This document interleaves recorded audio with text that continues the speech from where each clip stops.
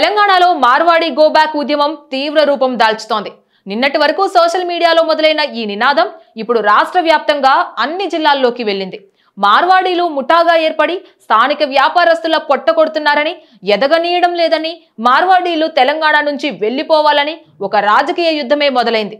ఎక్కడి నుంచో వచ్చిన మార్వాడీలు దాడులు చేస్తున్నారంటూ మండిపడుతున్నారు. ఓయూజేఏసీ పిలుపు మేరకు మార్వాడీలకు వ్యతిరేకంగా బంద్ పాటిస్తున్నారు వ్యాపారులు. పట్టణాల్లో షాపులను బంద్ చేస్తున్నారు. బంద్ పిలుపుతో చాలా చోట్ల భారీగా పోలీసులు మోహరించారు. మార్వాడి గో బ్యాక్ పేరుతో ఓయూజేఏసీ ఆగస్టు 22న తెలంగాణ బంద్ కు పిలుపునిచ్చిన సంగతి తెలిసిందే. ఓయూజేఏసీ పిలుపు మేరకు పలు జిల్లాల్లో బంద్ కొనసాగుతోంది. కరీంనగర్ జిల్లాలో మార్వాడి గో బ్యాక్ బంద్ పిలుపు నేపథ్యంలో జమ్మికుంటలో భారీగా మోహరించాయి పోలీసు బలగాలు. జమ్మికుంట పట్టణంలో బంద్ పాటిస్తున్నారు వ్యాపారులు. బంద్ సందర్భంగా పలువురు స్థానిక వ్యాపారులను అదుపులోకి తీసుకున్నారు పోలీసులు. అవాంఛనీయ సంఘటనలు జరగకుండా పట్టణంలో పలుచోట్ల పోలీస్ బందోబస్తు ఏర్పాటు చేశారు పోలీస్ అధికారులు. సిద్దిపేట జిల్లాలో మార్వాడి గో బ్యాక్ నినాదంతో దుబ్బాక జేఏసీ నాయకుల పిలుపు మేరకు విద్యా సంస్థలు దుబ్బాక బంద్ కొనసాగుతోంది.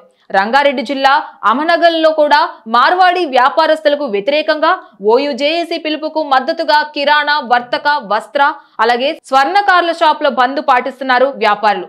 ఆగస్టు 21న అర్ధరాత్రి ఓయూజేఏసీ చైర్మన్ కొత్తపల్లి తిరుపతిని పోలీసులు అరెస్ట్ చేశారు.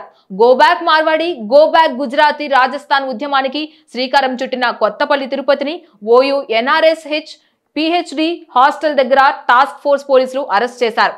తెలంగాణ బంద్ కు మద్దతు పెరగడంతో కొత్తపల్లి తిరుపతిని అదుపులోకి తీసుకొని నల్లకుంట్ల పోలీస్ స్టేషన్ కు తరలించారు. Please subscribe to the channel and download the Politicos app from the links in the description.